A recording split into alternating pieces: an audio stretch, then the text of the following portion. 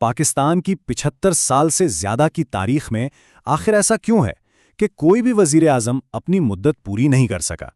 کیوں فوجی بغاوتیں اور سیاسی بحران ایک معمول بن چکے ہیں؟ یہی وہ بنیادی سوال ہے جسے آج ہم کھنگالنے کی کوشش کریں گے۔ دیکھیں، اس مسئلے کو سمجھنے کے لیے دو بڑی کہانیاں سنائی جاتی ہیں۔ ایک طرف یہ کہا جاتا ہے کہ سارا مسئلہ ہی نااہل اور خود غرض رہنماؤں کا ہے۔ دوسری طرف دلیل یہ ہے کہ بھائی رہنما چاہے کتنا ہی اچھا کیوں نہ ہو، اصل خرابی تو پورے سسٹم میں ہے۔ تو آئیے ان دونوں دلائل کو ایک ایک کر کے پرکھتے ہیں۔ لیکن ان دلائل میں جانے سے پہلے ایک بات سمجھنا بہت ضروری ہے۔ یہ جو عدم استحکام ہے یہ کوئی نئی چیز نہیں ہے۔ یہ پاکستان کی تاریخ کے تانے بانے میں بنا ہوا ایک مستقل پیٹرن ہے۔ ذرا تاریخ پر نظر دوڑائیں تو یہ فوجی بغاوتوں سے بھری پڑی ہے۔ 1958 میں ایوب خان سے لے کر 1999 میں پرویز مشرف تک۔ اور جب کبھی سویلین حکومتیں آتی بھی ہیں تو وہ اکثر اپنی مدت ہی پوری نہیں کر پاتی۔ یہاں تک کہ 2022 میں عمران خان کی حکومت کو بھی عدم اعتماد کے ووٹ کے ذریعے ہٹا دیا گیا۔ یہ ایک ایسا چکر ہے جو کبھی ختم ہوتا نظر ہی نہیں آتا۔ تو اصل بات یہ ہے کہ یہ کوئی وقتی بحران نہیں بلکہ ایک مستقل بیماری ہے، اور یہی وجہ ہے کہ یہ سوال بار بار اٹھتا ہے، کیا ہر بار غلط لوگ ہی اقتدار میں آ جاتے ہیں، یا پھر یہ نظامی ایسا ہے جو کسی کو بھی کامیاب ہونے نہیں دیتا؟ اچھا، تو آئیے پہلے نظریے کو ذرا گہرائی سے دیکھتے ہیں۔ کیا پاکستان کی تمام سیاسی بیماریوں کی جڑ واقعی اس کے رہنما ہیں؟ جو لوگ اس نظریے کو مانتے ہیں ان کا کہنا ہے کہ پاکستان کے رہنماؤں نے ہمیشہ قومی ترقی پر ذاتی طاقت کو ہی ترجیح دی ہے۔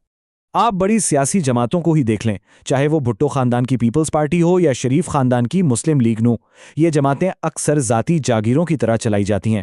اس سے ہوتا یہ ہے کہ قابلیت کے بجائے وفاداری کو اہمیت ملتی ہے، اور پارٹی کے اندر جو جمہوریت ہونی چاہیے وہ ختم ہو جاتی ہے۔ اور یہ اقتباس اس دلیل کا بالکل نچوڑ ہے کہ سیاسی طبقے میں ذاتی مفاد کی جو ثقافت ہے اس نے ہی جمہوری اداروں کو کھوکھلا کر دیا ہے۔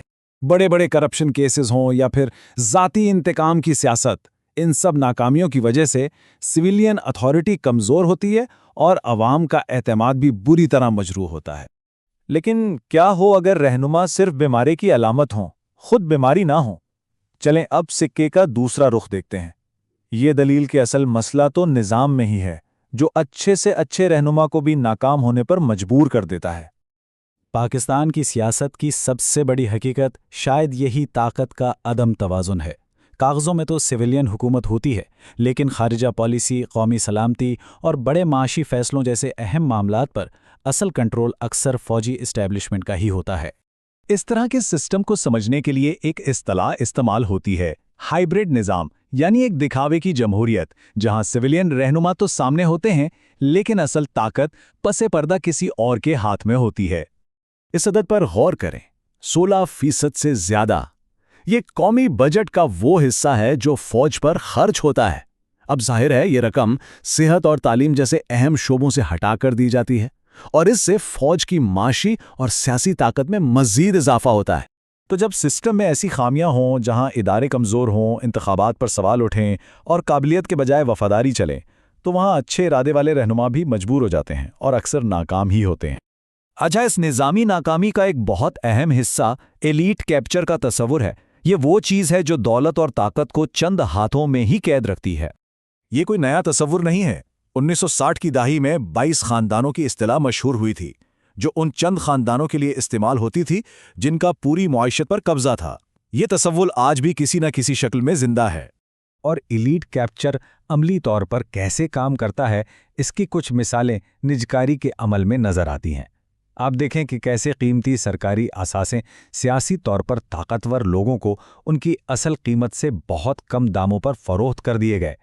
ہوتا یہ ہے کہ سرکاری اثاثوں کی قیمت جان بوجھ کر کم لگائی جاتی ہے، صرف مخصوص لوگوں کو بولی میں حصہ لینے دیا جاتا ہے، اور پھر نئے مالکان کو حکومت کی طرف سے یقینی منافع کی ضمانت بھی مل جاتی ہے۔ اس سے ایک حقیقی اور آزاد نجی شعبہ پنپ ہی نہیں پاتا۔ تو پھر آخر قصور کس کا ہے، رہنماؤں کا یا نظام کا؟ ذرائع بتاتے ہیں کہ شاید یہ سوال پوچھنے کا انداز ہی غلط ہے۔ اہم نقطہ یہ ہے کہ یہ دونوں مسائل الگ الگ نہیں ہیں بلکہ ایک دوسرے سے جڑے ہوئے ہیں۔ یہ ایک دوسرے کو مضبوط کرتے ہیں اور اسی سے عدم استحکام کا ایک نہ ختم ہونے والا چکر پیدا ہوتا ہے۔ دیکھیں، یہ چکر ایسے چلتا ہے۔ سب سے پہلے نظام میں خامیاں ہیں جو ایک کمزور سیاسی ماحول بناتی ہیں۔ پھر اس ماحول میں صرف خود غرض یا سمجھوتا کرنے والے رہنما ہی اوپر آ پاتے ہیں۔ ये रहनुमा इक़्तिदार में आकर अपनी ताकत बचाने के लिए इदारों को मज़ीद कमज़ोर करते हैं और इससे निज़ाम की खामियां और भी गहरी हो जाती हैं और ये चक्कर चलता रहता है। तो पाकिस्तान की इस पहेली का जवाब या में नहीं बल्कि और में है। ये सिर्फ बुरे रहनुमाओं का मसला नहीं और ना ही सिर्फ एक टूटे हुए निज़ाम का। ये दोनों मिलकर एक ऐसा चक्कर बनाते हैं जो खुद को जिंदा रखता है। इसे तोड़ने के लिए सिर्फ नए चेहरों की नहीं बल्कि एक बिल्कुल नए सियासी ढांचे की ज़रूरत है। सवाल तो ये है कि क्या इस ढांचे को बदलने की हिम्मत और विजन मौजूद है?